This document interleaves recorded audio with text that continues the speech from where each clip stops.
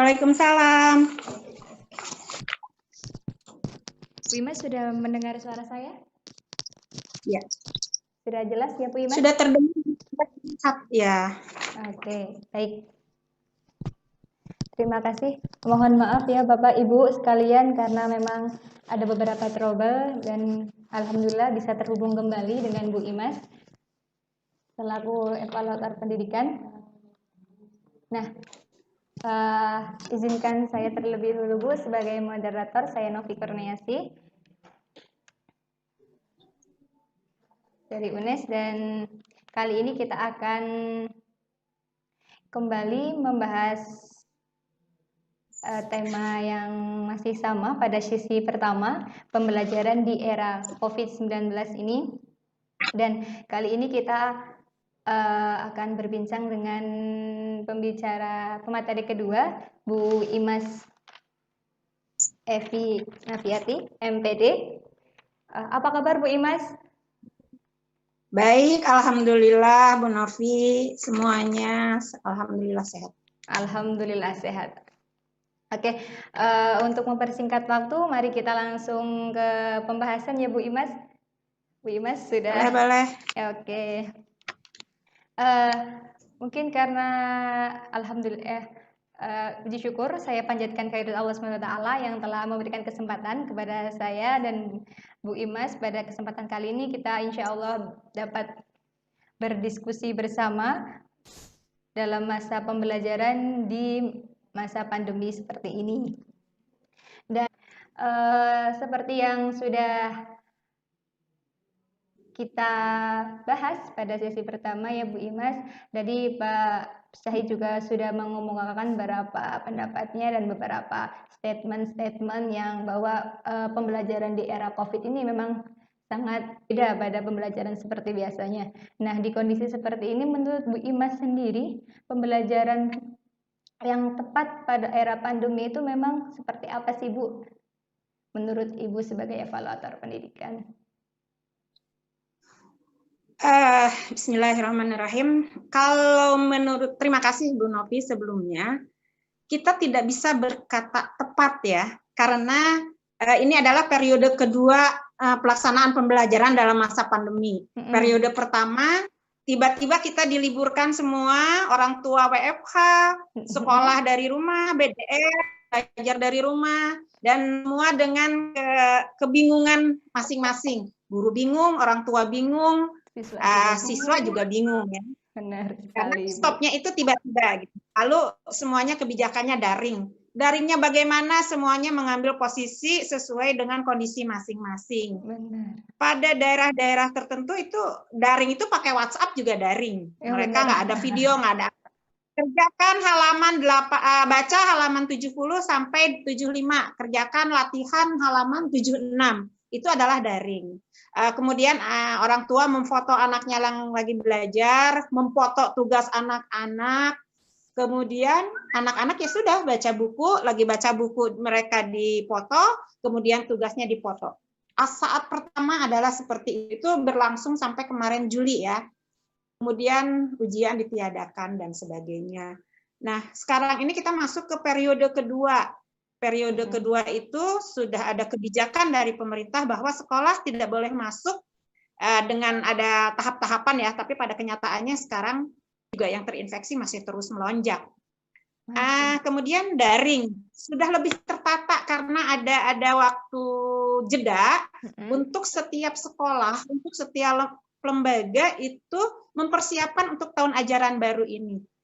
Tetapi juga yang WFH bisa bantu anaknya walaupun sambil kerja, sambil masak, sambil ini, sambil itu gitu ya.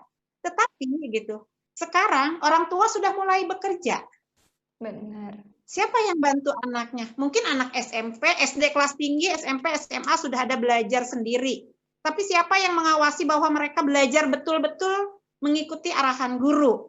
Mungkin dia salah seorang orang tua yang saya coba lakukan, saya melakukan kecil-kecilan survei, bertanyalah kepada teman-teman di lingkungan. Jadi kayak sekarang terakhir ini kan beredar ya di grup WhatsApp 5 menit pertama, 10 menit pertama kan, 20 menit pertama udah jungkir balik gitu ya, nggak belajar. Dan itu apa gitu? Itu di dunia nyata iya. Ternyata mereka nonton, ada orang tuanya di sampingnya nonton, nanti orang tuanya nggak ada, di-off tuh video yang dari guru, lalu main game atau menonton yang lainnya.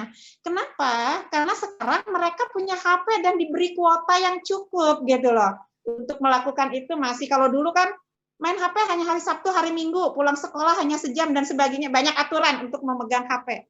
Sekarang orang tua yang mampu membelikan plus pulsanya. Orang tua yang tidak mampu berusaha untuk mampu, dalam tanda kutip. Orang tua yang masih bekerja berusaha membeli. Orang tua yang ya petani, seperti tadi disampaikan Pak Sahid ya, mereka petani. Mereka sendiri nggak punya HP, terus bagaimana? Tetapi ada di lingkungan meminjamkan atau ikut belajar dengan temannya gitu. Sekolah ini kita sekarang memakai kebijakan daring karena menghindari penyebaran virus COVID-19 ini ya. Tetapi ketika ketidakmampuan itu menjadikan mereka tetap berkumpul, belajar di tempat yang sama, bisa bayangkan nggak sih satu orang memegang HP, yang lainnya ikut nonton, berdekatan kan wajah mereka. Pakai masker enggak? Nah, belum sampai ke sana pun orang tuanya tentang masker, kecuali di rumah itu dibuka layar ya, kemudian nonton seperti nonton bioskop atau minimal TV itu mungkin ada jarak semeter gitu. Jadi di luar bahwa kita daring dan sebagainya, udah tepatkah sekarang ini? Kita sulit mengatakan tepat karena sekarang periode ini juga masih mencari atau bagaimana. Di daerah-daerah tertentu bahkan mereka tidak terakses, tidak semua orang tua punya handphone. Lalu ada kebijakan sekolah, setiap minggu orang tua ke sekolah ambil berkas, kemudian pulang.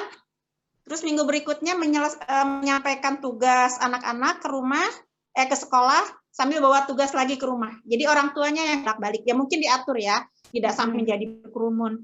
Tetapi yang hari ini beredar, dari kemarin beredar di grup WhatsApp, ada anak yang pergi ke warnet, mau mengerjakan tugas, tapi ternyata nggak punya uangnya gitu ya. Tidak punya uang untuk biaya warnetnya dan biaya. Nah itu juga adalah, dan kita tahu begitu banyak orang atau masyarakat yang terkena PHK ketika pandemi ini. Atau walaupun tidak PHK, kita lihat ya, proyek-proyek di Jakarta misalnya, kalau di Jakarta tuh terlihat proyek jalan, proyek bangunan-bangunan, itu kan berhenti di masa pandemi ini.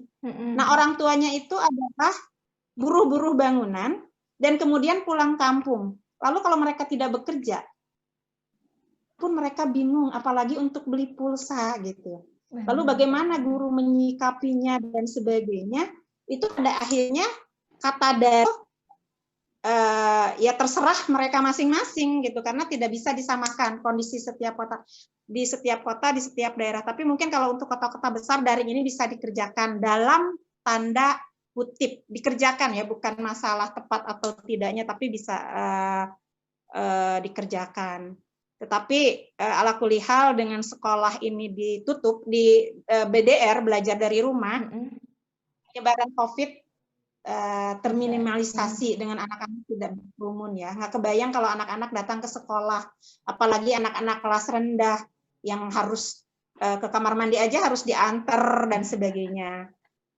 Tetapi untuk pelaksanaannya tentu saja mungkin tadi Pak Sahid juga sudah menjelaskan banyak positif negatifnya. Jadi kita belum bisa bicara tepat Mbak, tetapi bagaimana kita melaksanakan pembelajaran di era pandemik yang periode kedua ini agar bisa tepat sasaran, mungkin seperti itu.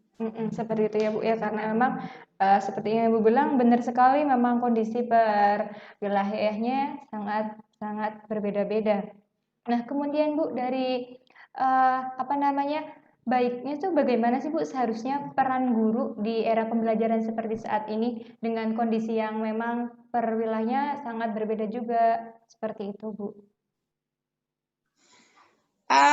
Guru fleksibel ya Mbak ya, harus fleksibel, harus sangat fleksibel, karena yang menjadi guru sekarang bukan hanya guru, yaitu pendidik yang di sekolah, tapi orang tua.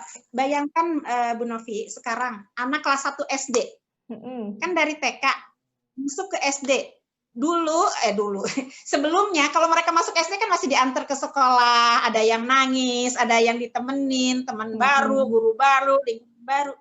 Nah sekarang mereka selesai TK, dengan TK-nya selesai nggak selesai gitu ya, tiba-tiba masuk SD, gurunya baru, cara belajarnya baru dan tidak normal gitu ya, baru dan new normal, kita nggak bicara tidak normal, baru new normal belajarnya. Bayangkan anak itu baru belajar menulis, masih melanjutkan bagaimana motorik halusnya, emosinya dan sebagainya. Siapa yang jadi guru? Emang mereka ngerti? Ayo anak-anak sekarang tepuk tangan tanpa ada orang tua. Emang anak TK mengerti? Mereka disuruh buka Zoom, ngeklik yang mana, disuruh buka Google Classroom, nggak ada, nggak bisa gitu. Atau di daerah pakai grup WhatsApp, kan baca aja belum bisa. Maka tadi kata Hid, ya grup orang tua. Nah, kelas 1 tuh grup orang tua. Lalu guru menjelaskan mungkin pakai video. Kira-kira yang belajar anaknya atau orang tuanya? Orang tuanya biasanya dan dia di rumah. Kepada anaknya gitu ya. Jadi guru mengajari tua menjadi guru, kemudian orang tuanya yang mengajarkan kepada anaknya. Itu rata-rata yang anak-anak yang punya anak kelas 1. Lalu sekarang masalahnya, yang orang tuanya bekerja. Nah, tuh. Nah, neneknya gaptek, cuma bisa telepon, sama SMS aja susah gitu ya. Cuma bisa nelpon, disuruh buka Zoom, dan HP nenek juga nggak sebagus HP-nya gitu ya. Kemudian nenek disuruh ngajar lagi jadi anak kecil. Kalau neneknya masih Nelly ya, masih nenek muda, oke gitu loh. Lah kalau neneknya yang udah betul nenek-nenek, oke. Tapi minimal dia sayang sama cucu, mungkin harus diajari dulu. Itu jangankan di daerah terpencil. Di daerah saya seperti Depok aja, kesulitan itu ada. Misalnya orang tuanya kan udah masuk kerja nih, ayah dan ibu masuk bekerja. Yang ada di rumah siapa? Pembantu. Dan pembantunya cara ngeklik Zoom. Oke, katakanlah ngeklik Zoom bisa dilatih seharian gitu ya, buka tutup Zoom. Lalu pembantu itu bisa nggak mengajar kepada anaknya? Yang didelivery oleh guru, disampaikan kembali oleh pembantu. Lalu pembantu itu dilematis nggak? Di satu sisi menemani belajar. Kalau misalnya pembantunya cerdas, mampu ya mengajari, karena pembantu juga punya anak di rumah. Dia bisa ngajarin anaknya tuh berdasarkan yang dari guru. Terus dia nggak mengerjakan pekerjaan rumah, nggak nyapu, nggak dimarahin nggak sama ibunya si anak? Dilematis nggak? Dia pekerjaan harus selesai, tambah lagi harus ngajar gitu. Nah itu ya yang tepat bagaimana ya ngajarnya? Guru harus bagaimana ya? Guru tetap, karena sebenarnya guru yang utama itu kan orang tua ya Mbak ya. Guru di sekolah itu sebenarnya selama ini adalah tenaga ahli, asisten ahli orang tua. Cuma kebablasan kan, orang tua menyerahkan pendidikan kepada guru, kepada sekolah, terutama orang tua yang menyerahkan paginya sekolah, sorenya di penitipan anak. Pulang dari kantor, ambil anak, udah dimandiin, udah tinggal main-main aja. Karena di rumah pembantunya atau hadimatnya nggak bisa mengajari anaknya. Akhirnya dititipkan di penitipan anak-anak, di daycare. Tetapi gitu loh, sekarang nggak ada daycare, nggak ada TK, terus guru SD kelas pada anak membaca aja belum bisa, menulis belum bisa. Asumsinya TK kan baru belajar, SD baru belajar menulis dan membaca ya. Kalaupun udah ada anak yang bisa membaca dan menulis, tentu saja kemampuannya berbeda dengan anak yang sudah SD duluan, misalnya kelas 2, kelas 3, guru tahu kemampuannya.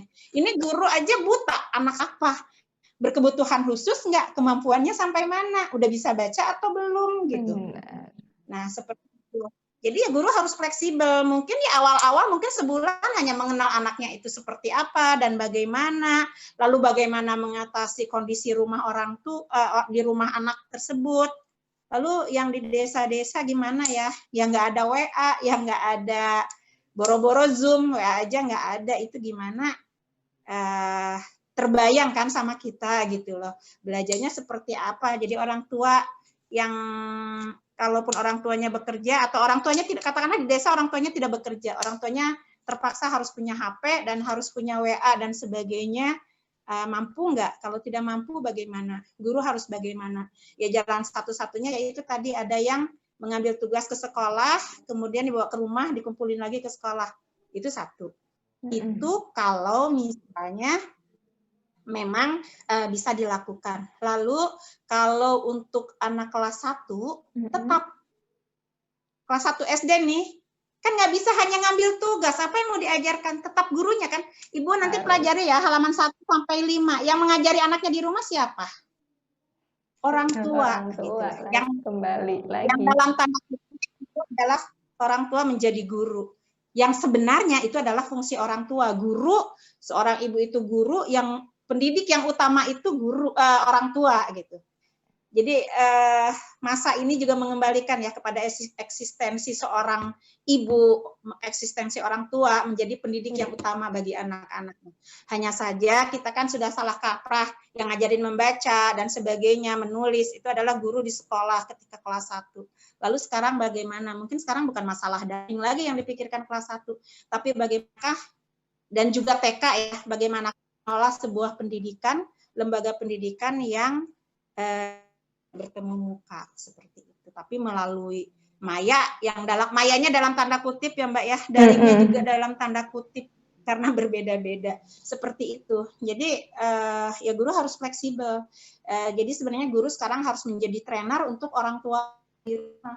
Bagaimana orang tua itu menjadi guru buat anak-anaknya. Iya, jadi dia harus menyiapkan. Kalau guru kelas tinggi menyiapkan materi untuk anak-anak, entah di Zoom, entah di video, entah di video classroom. Tapi kalau guru untuk sekolah kelas rendah, mungkin seharusnya, saya sih cuma berpikir aja, punya pikiran bahwa guru harus membuat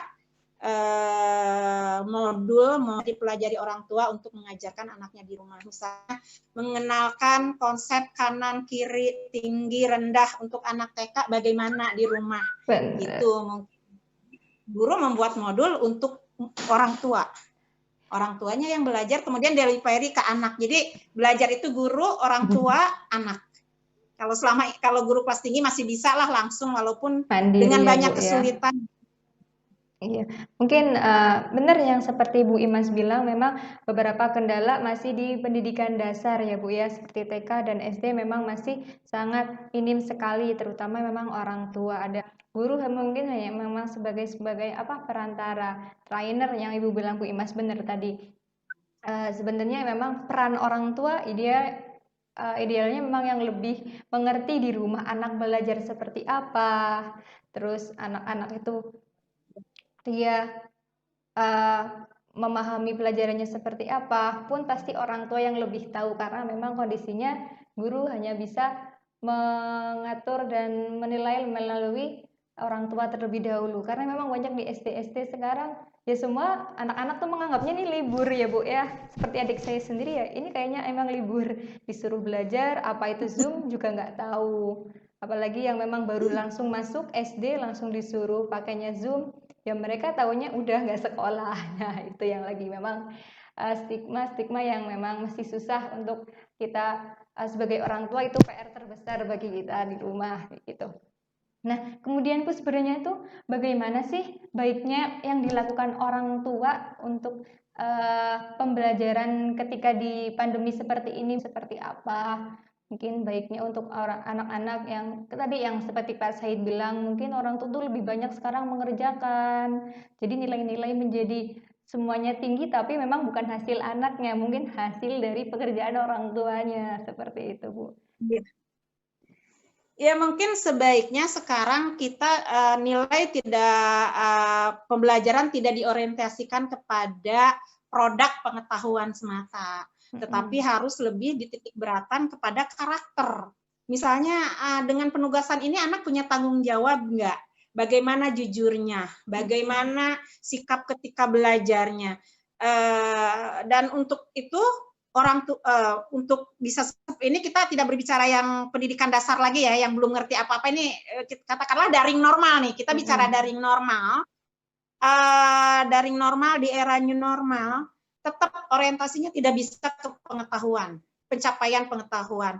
Kemendikbud sebenarnya sudah menyampaikan bahwa kade inti aja yang diajarkan. Kalau nggak salah hanya 2 KDA inti ya, untuk pelajaran yang banyak aja hanya 2 KD inti. Nah, KD inti aja yang diajarkan, tetapi berarti masih banyak waktu luang untuk anak-anak.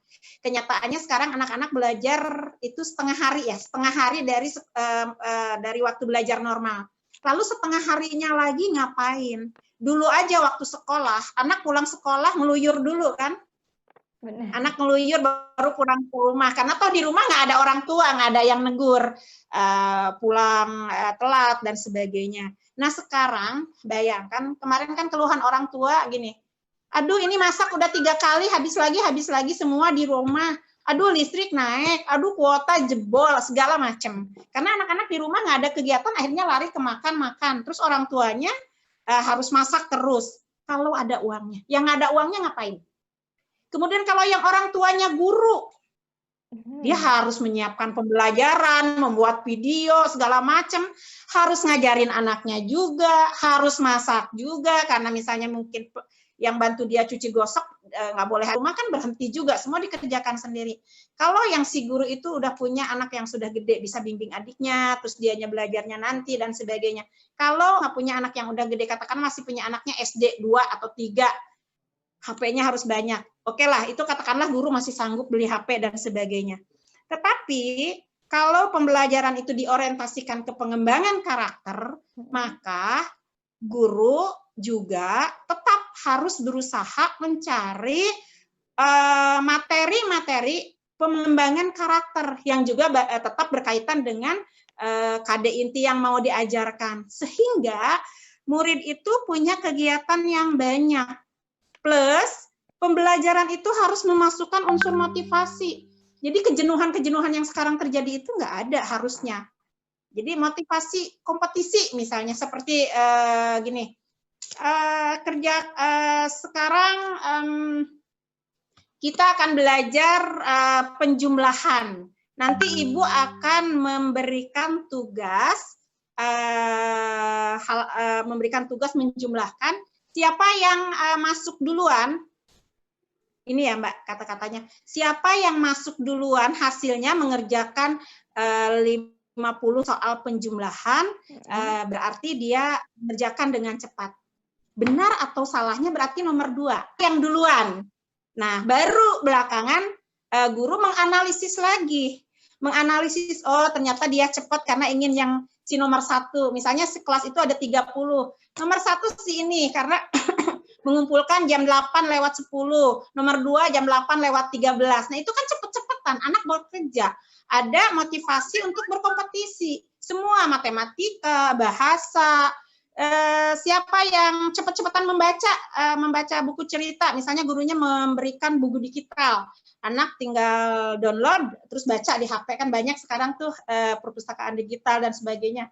Yang sudah selesai tulis ya, jam berapa selesainya. Misalnya dia, oh nomor 1 selesai si A, nomor 2 selesai si B. Sekarang udah tuh ditarik lagi buku digitalnya, nggak boleh dibaca lagi. Diberi pertanyaan si siswa itu. Berarti siswa akan menjawab, mampu nggak dia menjawab? Kalau dia menjawabnya mampu, berarti tadi walaupun cepat, membacanya benar.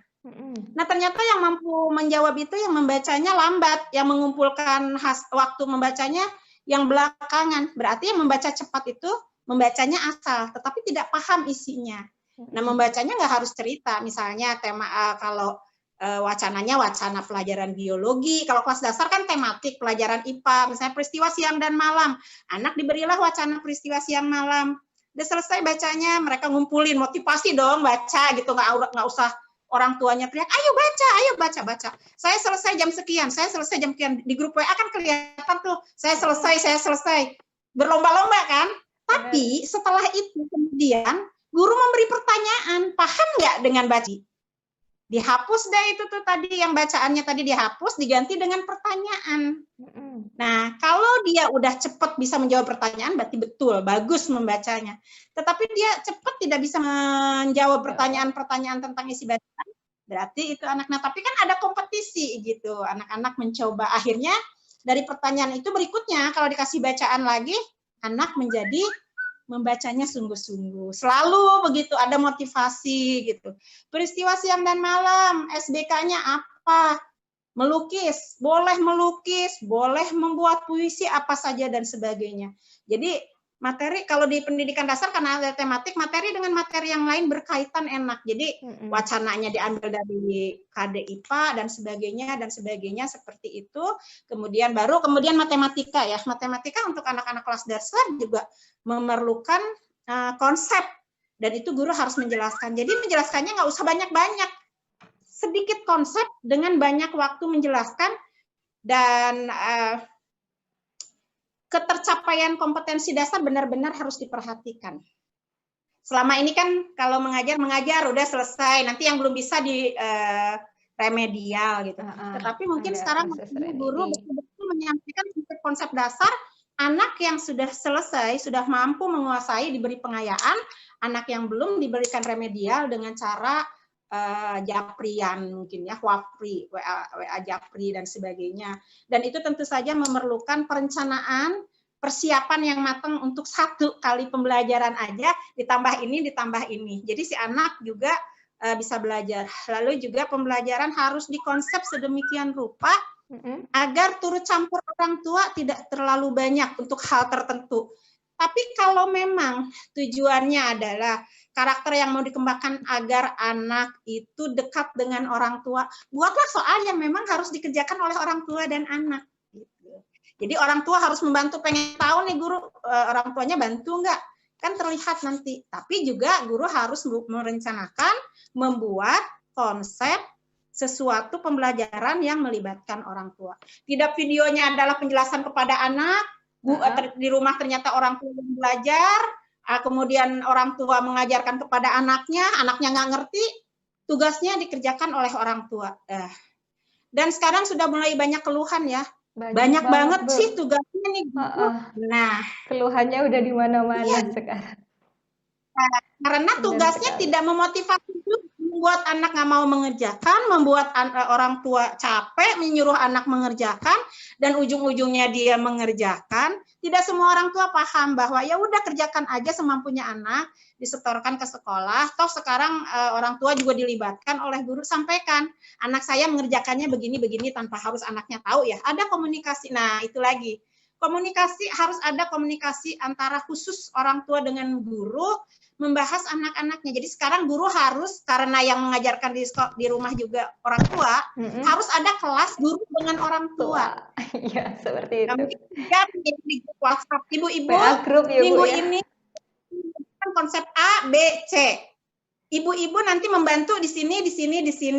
Konsepnya tentang ini. Silakan ibu-ibu yang belum paham bertanya jawab di sini. Udah, ketika di rumah treatment orang tua kepada anak sama seperti ketika anak pergi ke sekolah, treatmentnya kan dari satu guru sama. Kalau sekarang kan satu guru, orang tuanya beda, treatmentnya beda. Nah itu yang barangkali harus dipikirkan. Betul. Ada sesi guru dengan orang tua, baik kelas tinggi maupun kelas rendah. Semakin tinggi anaknya, kelasnya, kelas 12, kelas 9, semakin mudah membuat perencanaan hal seperti ini. Tetapi semakin rendah, gurunya harus effortnya juga lebih. Ya, tapi hasilnya insya Allah ya pendidikannya nanti mungkin keluhan-keluhan tidak akan ada muncul. Nggak kebayang kan kalau di desa-desa sudah ada komisi hak perlindungan anak, itu orang-orang desa berlomba-lomba ke komisi perlindungan anak tentang keluhan kayak kemarin gitu. Banyak sekali. Nah, itu nggak kebayang. Kalau datang keluhan-keluhan itu ya udah dari berbagai penjuru di Indonesia tuh mungkin kayak memang pengen banget buat pembelajaran udah langsung aja, tapi memang dalam keadaan seperti ini tidak bisa dipaksakan pembelajaran tatap muka seperti itu biasanya. Tadi saya berbincang dengan teman dari TK Alip Aceh. Kebetulan ini TK Alip ini berdirinya waktu tsunami. Saya yang ikut serta mendirikan TK Alip. Ini orang tuanya pergi ke dinas, minta tatap muka aja. Dia mau tatap muka katanya. Sampai udah terus mereka pergi ke polsek, ke kepolisian, minta tatap muka. Guru nggak berdaya, kebetulan kan TK Alip itu swasta ya. Di Aceh itu rata-rata TK itu negeri. Jadi ketika ada tsunami Aceh, baru tuh TK Alif itu adalah TK Alif swasta pertama di Aceh Besar, tapi sekarang masuknya Aceh karena dulu di sana tidak ada TK swasta. Yang terjadi apa? Sampai ke kepolisian dia minta. Jadi sekarang katanya kalau Diknas mengizinkan, Agustus mulai tatap muka. Saya tanya, emang udah zona hijau? Enggak sih, masih kita zona merah juga. Ya nggak mungkin diizinkan. Saya bilang karena ketentuannya dari pusat sekolah sampai Desember, terutama TK, nggak boleh masuk. Kalau SMA kan nanti bulan sekian boleh masuk, SMP bulan sekian boleh masuk. Benar. Awal ya, nggak tahu nanti keterusannya kan kebijakannya bisa berubah dengan kondisi seperti ini. Harusnya semua bisa membaca, tapi mungkin karena swasta mereka membayar, itulah ya karena harus membayar, mereka membayar ya minta pelayanan lebih. Teman saya yang ngajar di sebuah desa itu untuk pergi ke sana tuh naik ojek, nggak ada angkot, nggak ada apa. Itu bingung karena apa? Kepala sekolahnya menyuruh dia datang 3 kali sehari dan harus melakukan home visit untuk mengajar.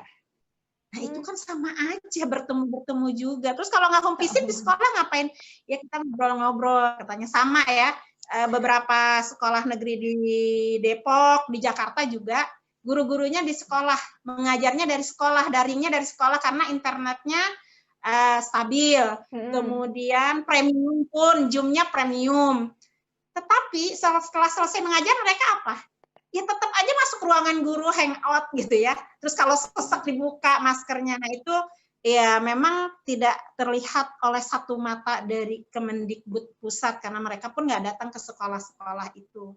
Tetapi kenyataannya ternyata di lapangan seperti itu. Saya pun baru tahu karena diminta oleh guru ini, saya jadinya jadi ada motivasi untuk melakukan survei kecil-kecilan dan akhirnya alhamdulillah saya jadi lebih tahu kondisi sebenarnya pembelajaran kita ini bagaimana. Daring ini tepat atau tidak itu aduh, jangan nanya ke orang tua deh, nanya ke guru aja pasti banyak yang lebih baik tidak daring. Ya semoga aja COVID-nya cepat berlalu ya. Tetap karena sekolah amin. Iya Bu, ini kemudian ada dari Ibu Bapak penonton di rumah. Ini dari Ibu Rosa Angelika yang bertanya, bagaimana sih Bu cara ngajarin anak kelas rendah, terutama anak kelas 1 kalau pakai daring, apalagi anaknya belum bisa baca tulis, seperti itu Bu. Ya itu tadi yang sudah saya sampaikan. Jadi ibu ini ibu gurunya membuat perencanaan mengajar orang tua. Jadi daringnya dengan orang tua. Benar. Orang tua nanti yang mengajar di rumah.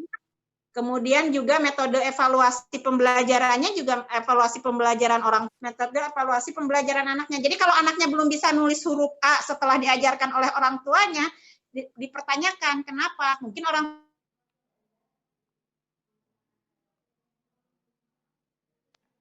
Ibu Imas. Orang tua yang. Halo. Ibu mendengar suara saya? Ya, mohon maaf Bapak Ibu terkendala dengan sinyal.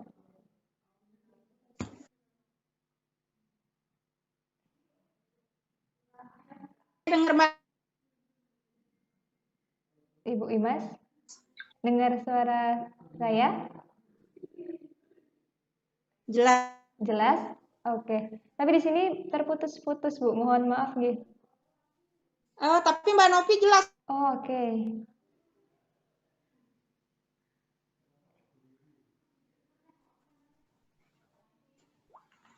Halo? Iya, sudah dengar? Ya.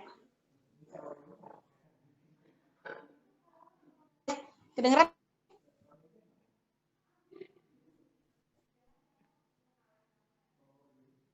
Di saya terputus-putus. Ya, Ibu jelas. Oh, Ibu jelas. Oke.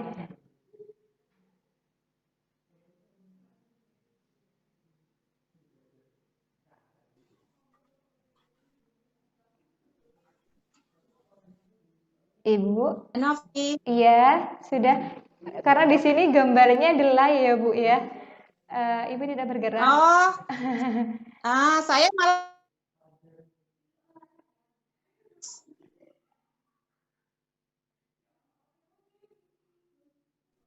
Baik, mungkin untuk Ibu Rosa Angelica, menurut tadi yang seperti yang Ibu Imas katakan bahwa bagaimana sih cara mengajarin anak untuk anak yang kelas TK kelas 1 atau kelas 2 mungkin karena memang guru itu kita sebagai trainer orang tua yang mana orang tua akan mempelajari anak-anaknya di rumah.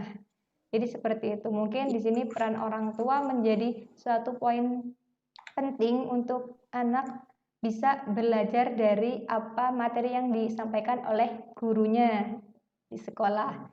Seperti itu ya, Bu ya? Ya. Oke. Lalu ini Bu, ada pertanyaan lagi dari Bapak Wasro Fikri yang menanyakan, Ibu, kebijakan apa yang harus diambil oleh guru ketika tugas daring ternyata yang mengerjakan itu orang tua di rumah? Lah, sebagai guru tuh bagaimana sih kebijakannya Bu ketika memang tugas-tugas dikerjakan oleh bapaknya, ibunya, kakaknya di rumah? Iya, ya. Hal itu terjadi karena anak tidak memahami apa yang disampaikan guru melalui WhatsApp, melalui Google Classroom, melalui video, anak blank, nggak ngerti. Kalaupun orang tua membantu mengerjakan, karena dia menguasai materi tersebut. Kalau orang tuanya tidak menguasai pun, mereka palingan googling ya, baca-baca dulu dan sebagainya. Jadi introspeksinya tetap ke diri kita. Kenapa anak tidak menguasai materi tersebut? Kenapa anak tidak mau mengerjakan? Maka tahap selanjutnya adalah guru harus membuat bahan belajar, baik buku tertulis maupun video. Kalau saya sih mengusulkan ya ibu-ibu guru membuat buku digital.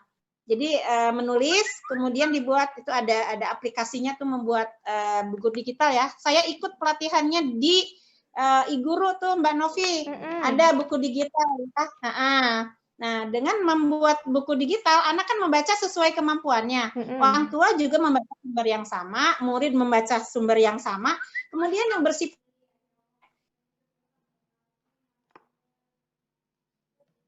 video, jadi videonya nggak terlalu panjang. Nah, nanti contoh-contohnya yang banyak ada di modul ini, di buku digital ini.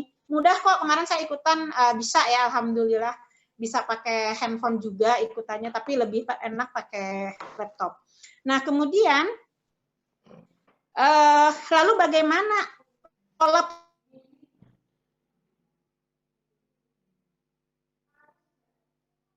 banyak, tapi karakter yang akan dikembangkan dari tugas itu, misalnya karakternya itu jujur. Bagaimana membuat evaluasi pembelajaran atau tugas yang membuat anak jujur? Kemudian bagaimana membuat evaluasi pembelajaran yang mengembangkan karakter motivasi, yang membuat motivasi kepada anak. Yang tadi saya ceritakan contohnya yang untuk bahasa ya, seperti itu.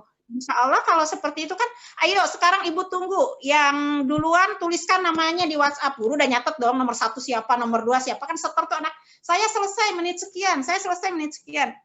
Nah menitnya harus dituliskan, karena ketika mereka mengirim WhatsApp, kendala sinyal juga beda-beda, nyampainya ke WA guru tentu. Tuliskan misalnya Imas Epa 9.12 selesai, Novi 9.14 selesai, guru mencatat. Oke, selesai. Sekarang kerjakan tugas berikut. Jadi tugasnya bertahap. Kalau memang bisa pakai WA, darinya bertahap, bukan brek, kerjakan halaman. Kasihan anaknya ya, Bu ya. Stres langsung kalau kayak gitu. Aja PR selalu diprotes ya sama orang tua. Nah, ketika masih mengerjakan, memberikan itu, jangan salahkan anak-anak, jangan salahkan orang tua tidak membantu. Orang tua mana sih yang mau membiarkan mengumpulkan dengan baik? Nggak ada. Pasti membantu. Ya. Kalau membantu kemudian disalahkan, ya tidak, baguslah, berarti orang tuanya bagus, tidak membiarkan anaknya. Cuma cara membantunya, lagi-lagi, perlu pelatihan kepada orang tua, how to help their kids. Bagaimana cara membantu anak itu bagaimana? Bukan mengerjakan oleh dia, tapi mendampingi anak belajar, menunjukkan caranya. Nah, kalau kalau menghitung bilangan berpangkat itu berarti begini. Coba kamu kerjakan, bisa nggak? Bisa, kamu betul. Jadi guru nggak orang tua di rumah? Jadi guru kan? Jadi guru. Nah, bagaimana guru mengajarkan itu kepada orang tua agar orang tua seperti itu di rumah gitu. Insya Allah nggak harus 30 soal, 3 soal, tapi orang tuanya bisa delivery, membuat anaknya menguasai, itu sebenarnya barangkali itu sih pemahaman itu ya. Dalam benak saya tuh seperti itu. Karena nggak mungkin kalau guru orang tuanya yang bantu angkat dikerjain lagi sama ibu, bu nggak bisa, dibantu lagi, padahal orang tuanya juga belum tentu benar. Karena orang tuanya juga mungkin sudah lupa caranya menghitung cara menghitung itu, gitu. Jadi tetap how-nya ditransfer ke orang tua ke anak. Itu untuk kelas rendah. Untuk kelas tinggi juga tetap orang tua diberitahu bagaimana membimbing anak di rumah, mendampingi anak di rumah. Bukan teori, tetap harus ada parenting terprogram ya. Jadi namanya parenting itu bukan dari sekolah sekarang, tapi dari setiap guru kelas ada parenting, ada pertemuan. Satu Senin anak-anak libur, itu adalah guru mengajar ke orang tua. Ya sudah, orang tuanya yang mengajar. Mungkin muridnya sehari Senin itu diberi tugas dalam tanda kutip, bukan tugas yang sifatnya menulis jawab pertanyaan ini gitu-gitu, tapi enggak. Untuk hari Senin tugasnya kalian menyediakan sarapan untuk orang tua, dipoto ya, terus tulis komennya dari orang tua apa dari sarapan yang kamu buat, enak nggak atau apa nggak, kesiangan nggak dan sebagainya. Itu kan selama ini nggak pernah dikerjakan oleh anak-anak menyiapkan sarapan di rumah. Nah itu bisa sebagai tugas yang juga memberikan keterampilan membuat teh, semua tahu kali ya. Benar ya Ibu, memang agak susah juga untuk orang tua dengan siswa dalam melaksanakan daring seperti ini. Ya, tapi kita bisa nyalahin siapa-siapa, karena kalau pemerintah sendiri kan sekarang konsentrasinya bagaimana mengurangi COVID yang naik lagi gitu ya. Terus bagaimana dengan pertumbuhan ekonomi yang sebagainya. Ya kitanya lah sebagai guru, kita yang sebagai orang tua juga mencoba memberikan terobosan-terobosan baru. Ini saatnya sekarang kita berinovasi gitu. Saya kenapa jadi member iGuru, karena saya juga lupa ya pertamanya ikut tuh gimana, tapi saya selalu ikut program-program yang memang saya butuhkan gitu. Memang, dan itu sangat membantu saya sebagai guru menguasai teknologi ada keterampilan-keterampilan yang dibutuhkan oleh seorang guru dalam masa daring ini. Oke, baik Ibu, terima kasih. Dan ini masih ada satu pertanyaan terakhir dari saya sebagai moderator. Nah, harapan apa sih untuk harapan Ibu terhadap pendidikan anak di Indonesia di masa pandemi seperti ini tuh seperti apa sih Bu? Di masa pandemi atau di masa normal? Masa pandemi seperti ini. Harapan saya terhadap pendidikan anak di Indonesia. Pendidikan di Indonesia atau di masa pandemi atau normal, Mbak? Pendidikan anak di Indonesia pada masa pandemi seperti ini, Bu. Oke. Harapan saya di masa pandemi ini, karena ada positif negatif ya, pemerintah misalnya mencanangkan 4.0 terlaksana dengan cepat gitu kan. Benar. Kemudian anak-anak terjaga dari pandemi terjadi, tetapi banyak hal negatifnya, terutama ini adalah keluhan. Harapan saya untuk pendidikan di masa pandemi ini, guru dan orang tua juga pemerintah bekerja sama. Kalau memang orang tua bisa memberi masukan, enaknya bagaimana? Ada forum orang tua dan guru, khusus guru ya, bukan dengan sekolah, karena setiap kelas itu pasti berbeda ininya, kasusnya berbeda. Kelas 2 sama kelas 1 sama kelas 5 beda kasusnya. Nah, harapan saya di masa ini komunikasi orang tua sebagai pendidik utama dengan guru sebagai asisten ahli dalam pendidik itu terjalin dengan baik. Bagaimana orang tua membantu guru mendelivery pengetahuan dan bagaimana guru bisa mengembangkan keterampilan karakter dan sebagainya dengan peran orang tua di rumah. Cuma lalu juga guru juga harus paham dengan kondisi orang tua bekerja. Ini untuk daerah normal yang bisa daring. Untuk daerah yang tidak bisa daring diharapkan ada solusi barangkali dari pemerintah daerah setempat, misalnya mungkin kelurahan itu membantu juga pelaksanaan pembelajaran. Kelurahan kan menyediakan satu OHP, kemudian bergiliran guru mengajar di sana dengan social distancing dan sebagainya. Jadi kalau sekolahnya nggak mampu membeli itu nggak ada masalah, karena pemerintah menitipkan di kelurahan di tempat yang besar, aula bisa mengerjakan itu. Dan itu bisa bahu-membahu ya, guru yang satu yang mengajar, yang satu membuat perencanaan evaluasi yang baik, yang satu menghadapi orang tua bagaimana. Jadi satu pembelajaran itu misalnya ada 3 orang guru mengajarkan orang tua, satu mengajarkan kepada anak, satu dievaluasinya. Sehingga insya Allah akan tercapai. Tapi kembali lagi, pendidikan harus tetap berjalan karena ini adalah sebuah proses yang berkelanjutan. Tetapi bagaimana pelaksanaannya itu tetap harus dicari solusi karena daring pun sekarang sudah banyak yang mengeluh karena pada kenyataannya daring itu lebih banyak penugasannya daripada pelaksanaan pembelajarannya. Baik, terima kasih Ibu Imas.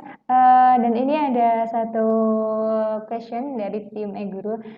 Saran dan harapan ke depan untuk e-guru ID dari Bu Imas seperti harapan ke depan.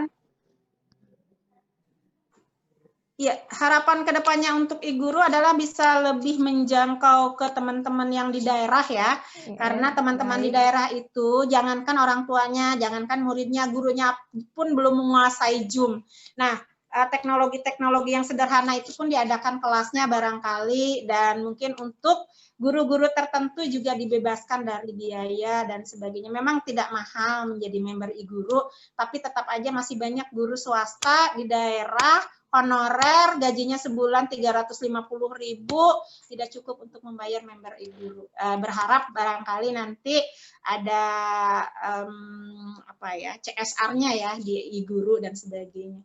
Ini juga ada beberapa teman yang nanya, Mbak, bagaimana caranya masuk menjadi e-guru dan sebagainya. Member e-guru ya. Oke, baik. Nanti mungkin bisa bisa join ke link yang akan disediakan oleh tim e-guru dan ya. Terima kasih kepada Bu Imas yang telah menyempatkan untuk hadir dalam webinar online ini bersama e-guru ID. Seharapannya semoga dengan adanya webinar ini dapat memberikan informasi-informasi yang dapat membantu Bapak Ibu guru penonton di rumah. Sekiranya pembelajaran pandemik ini bisa berjalan sebagaimana mestinya karena proses pembelajaran harus tetap berjalan bagaimanapun caranya dan bagaimana bergantung dengan guru menyikapi masa pembelajaran seperti ini, Bu. Nah, baik Bu Imas. Terima kasih juga kepada guru yang sudah memberikan kesempatan kepada saya, kepada teman-teman yang sudah menyimak. Semoga bermanfaat dan mohon maaf bila ada kesalahan. Oke, sama-sama Ibu. Oh iya, sebelum saya tutup webinar ini, ada sekedar info bahwa ada seminar online kembali tanggal 29 Juli di e-guru. Info lebih lanjut bisa lihat di sosmednya e-guru ID. Ibu Bapak penonton di rumah, nanti bisa dicek aja di sosmednya e-guru ID bahwa info lebih lanjut tentang seminar online di tanggal 29 Juli. Baik, sekian dari saya. Mohon maaf apabila ada kata-kata yang